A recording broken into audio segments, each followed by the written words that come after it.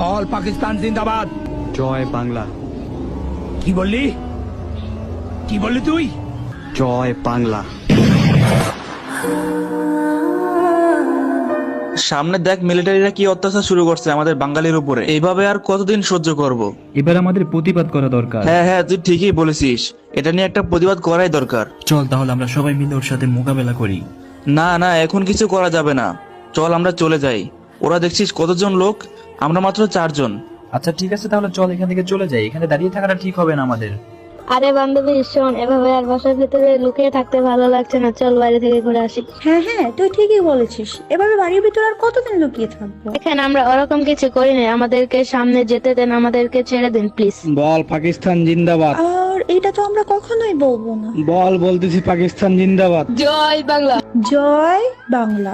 বস ওরে পাশে রেখে কোনো লাভ নাই, আপনি ওষুধ একবার অর্ডার দেন, ওরে এখনই গুলি করে মারিয়া ফেলবো। হ্যাঁ ঠিকই বলছো, ওকে বাঁচিয়ে রেখে কোনো লাভ নেই, মেরে ফেলো ওকে। আপনারা চাইলে আমাদের মেরে ফেলতে পারেন, তারপরও এটা আমরা কখনো বলবো না। জয় বাংলা।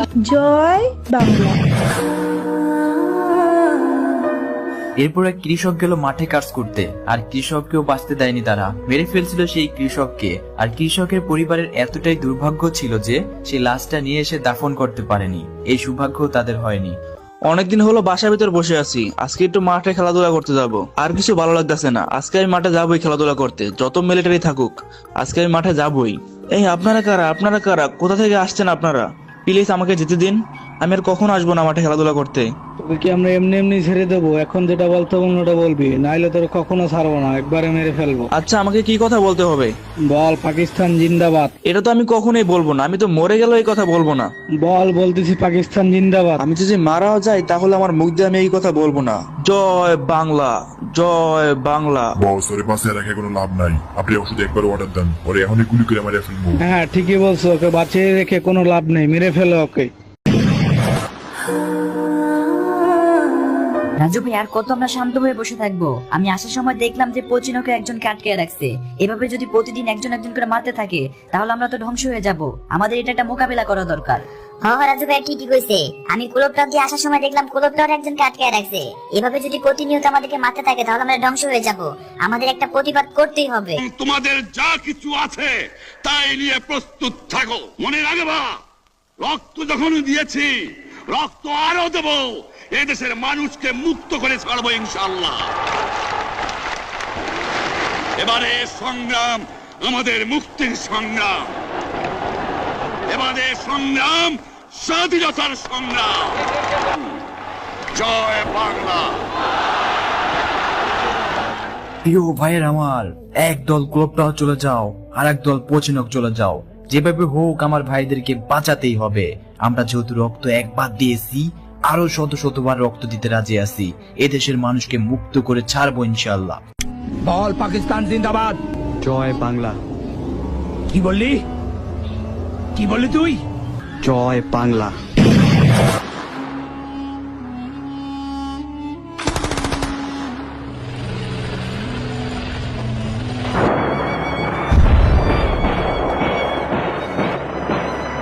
বল পাকিস্তান জিন্দাবাদ। জয় বাংলা। কি বললি তুই? জয় বাংলা।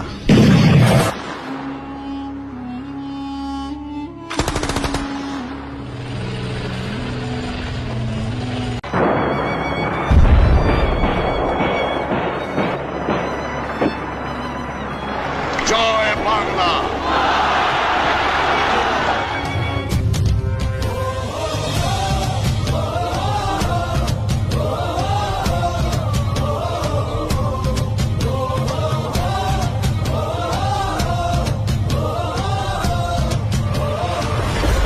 চলে ওঠো বাংলাদেশ, করছে ওঠো বাংলাদেশ, স্বপ্ন নিয়ে বিশ্ব জয়ের যাও তুমি এগিয়ে যাও। চলে ওঠো বাংলাদেশ, করছে ওঠো বাংলাদেশ, অতি প্রাণের আশা পূরণ করে দাও। লাল সবুজে বিজয় নিশান হাতে হাতে ছড়িয়ে দাও। লাল সবুজে বিজয়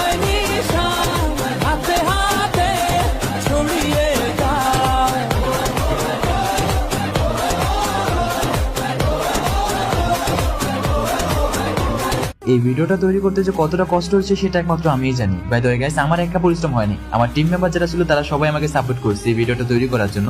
তারা অনেকটা কষ্ট করছে। একটা কাস্টম কার্ডের মাধ্যমে কিন্তু এই ভিডিওটা কমপ্লিট করা হয়নি, অনেকগুলো কাস্টম কার্ড এটার জন্য নষ্ট হয়েছে।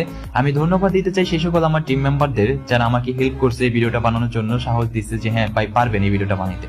তো তাদেরকে স্পেশালি একটা থ্যাঙ্কস। আরো থ্যাঙ্কস দিতে চাই তোমাদেরকে যারা ভিডিওটা সম্পূর্ণ দেখছো। সো গাইস, ভিডিওতে লাইক না থাকলে এখনো লাইক দাও, আর চ্যানেলটি সাবস্ক্রাইব না করলে সাবস্ক্রাইব, ফেসবুক পেজে ফলো না থাকলে ফলো, এবং তোমার মূল্যবান মতামতটি অবশ্যই কমেন্ট বক্সে জানিয়ে দিবা যে ভিডিওটা কেমন হলো। সো গাইস, ভিডিওটি সম্পূর্ণ দেখার জন্য স্পেশালি তোমাকেও ধন্যবাদ। ভালো থেকো, সুস্থ থেকো, দেখা হবে নেক্সট ভিডিওতে। আল্লাহ হাফেজ গাইস।